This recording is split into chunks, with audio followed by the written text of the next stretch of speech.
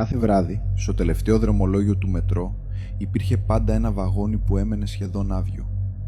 Οι περισσότεροι κάθονταν στα μπροστινά βαγόνια, ακόμη κι αν υπήρχαν άδεια καθίσματα πιο πίσω.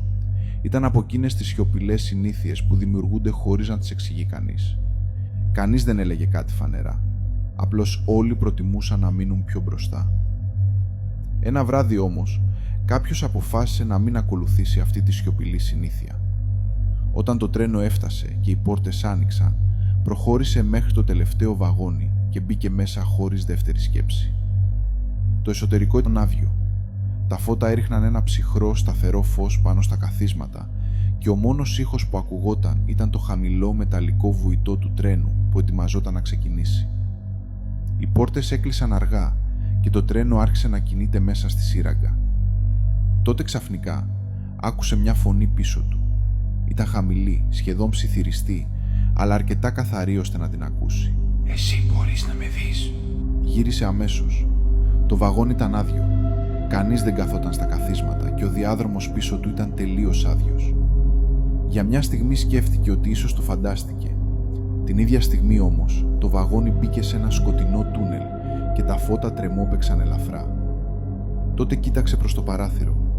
Στο γυαλί φαινόταν καθαρά η αντανάκλασή του. Όμως μέσα στην αντανάκλαση υπήρχε και κάτι άλλο.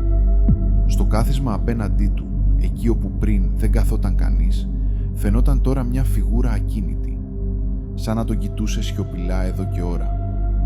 Η καρδιά του άρχισε να χτυπά δυνατά. Για μια στιγμή σκέφτηκε να σηκώσει το βλέμμα από το παράθυρο και να κοιτάξει κατευθείαν το κάθισμα απέναντί του. Όμως κάτι τον κράτησε ακίνητο. Είχε την έντονη αίσθηση ότι αν το έκανε, θα έβλεπε κάτι απόκοσμο να τον κοιτάζει ήδη. Έτσι έμεινε ακίνητος, κοιτώντας την αντανάκλασή του στο τζάμι, ενώ το βαγόνι βυθιζόταν για λίγο στο σκοτάδι της σύραγγας. Λίγα δευτερόλεπτα αργότερα, τα φώτα του βαγονιού σταθεροποιήθηκαν ξανά. Τότε, σχεδόν διστακτικά, πήρε μια ανάσα και σήκωσε αργά το βλέμμα του προς το κάθισμα απέναντί του. Ήταν άδειο. Από τότε κάποιοι υποστηρίζουν πως το τελευταίο δρομολόγιο του μετρό, το τελευταίο βαγόνι δεν είναι ποτέ πραγματικά άδειο. Απλώς τις περισσότερες φορές, κανείς δεν κοιτάζει πίσω του αρκετά προσεκτικά για να το δει. Αν κάποια στιγμή ακούσεις μια φωνή να σε ρωτάει «Μπορείς να με δεις?» θα γυρίσεις να κοιτάξεις ή θα προτιμήσεις να μείνεις ακίνητος, ελπίζοντας ότι ίσως δεν απευθύνεται σε σένα?